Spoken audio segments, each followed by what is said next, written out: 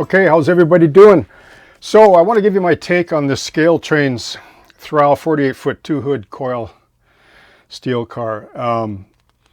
Now, there are a lot of people out there that really love scale trains, and I understand why, but I want to give you basically the good, the bad, and the ugly of this car.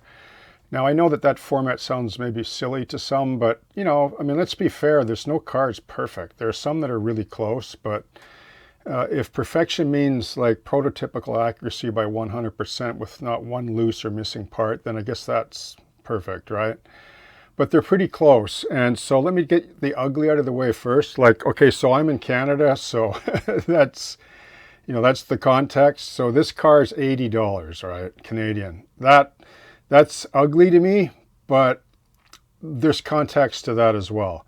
I understand the economic times that we're in, where we've seen a lot of inflation. There's so many other factors that go along with that as well. It sucks, I know. I still like AccuRail. I still like my Atlas cars, my Intermountain, you know, Tangent, Scale, or Exact Rail, and I have some Scale Trains cars that I've been collecting. Now, let me just say, I've mentioned in the past, I've sort of said things like, oh no, Scale Trains, and then people misinterpret it and say, well, what's wrong with Scale Trains? Well, there's nothing wrong with Scale Trains, according to that comment. It was just, oh no, on the pocketbook, because they are very nice cars and very tempting, especially if you're going to do a discerning, like a smaller layout, and you're more concerned about, you know, just a small fleet, but really close prototypical accuracy, because this particular car, imagine, look at, that's the way Jippo outfits do it, right? Danger, you know, this is the way they do it, and then, you know, this happens, right? But believe me, I've seen it happen in many different industries. They'll do just about anything to get the car unloaded sometimes. But yeah, like I say, if you're into the smaller, highly detailed layout, and there's a lot of people that are, then I think they're just beautiful models. I mean, I'm a modeler at heart, right? So they really get my attention. Now the bad, because I saved the good for last, right? The bad for me is a couple of things. Like, what's with the couplers, right? Like, yeah, they look nice, but they don't couple to KD couplers. Like they don't even do it to this flat car either, right? Like, I can couple any car. This is like a 60-inch radius, so it has nothing to do with the radius.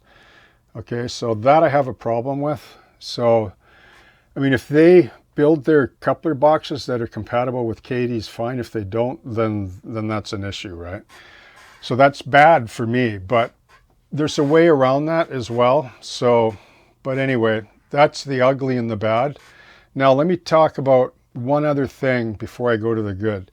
This car had parts missing. There were some loose parts. One of these end,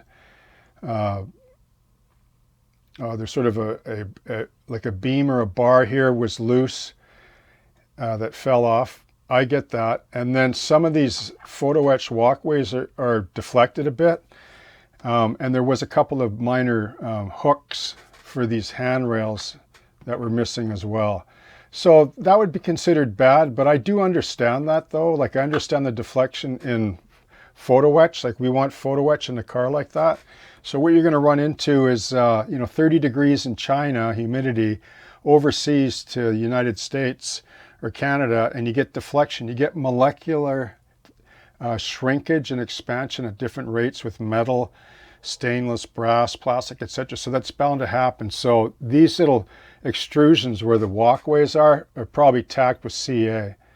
So you can fix that by retacking them with CA and then a little bit of matte medium flooded in, which will disappear completely and shrink away, and you won't have that issue. So that I've noticed on these cars, but I understand why that would happen, and that's an easy fix for a modeler. But I also understand if you're upset about it and you pay that ugly $80, right, then yeah, you're bound to be upset, and you have every right to do so or to feel that way. But I'm okay with that because this car was pretty good, and I usually buy my trains from Intercity Hobbies for many reasons, and number one is their service is second to none. So, okay, and they're a scale trains dealer, and they represent scale trains in a professional manner. So that's why I buy from them. So now the good, right? The good. So this car is beautiful. It is a work of art once again. Scale trains, meaning here goes my wallet, my pocketbook, because I can't say this is my last scale trains car. Not if they put out stuff like this, right?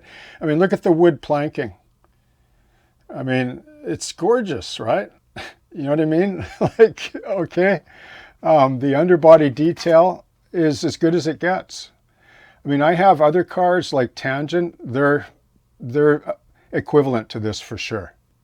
Absolutely. I'm a total Tangent fan. I think their product is second to none as well. So it's nice to be in this beautiful golden era age of model trains, right? That we're in, and we get products like this that are this good. It has the roller bearings, right? It has the, you know, the 110 thou wheel treads, which is common for compatibility, but that would be all you would have to change on this with a set of Intermountains or Exact Rail, or pardon me, Tangent roller bearing wheel sets, and this car would be perfect, right? Okay, other than possibly the couplers. Even though the couplers look beautiful, it really bugs me because I can't couple this car. But in terms of how it looks and with some weathering, this car is a thing of beauty. And the coils, they have lead weights in them. I don't know if they're lead, probably pewter, but so they're heavy. So you have the weight factor as well. So yeah, that's my take on the car. It's just my own biased opinion. I'm not doing it for promotional purpose. I paid for this car myself, and I'm not promoting the car. I'm just giving you my take and my review on it, okay? So thanks for tuning in. Thank you to all my subscribers for supporting the channel. Happy modeling, and I hope that you have a great day.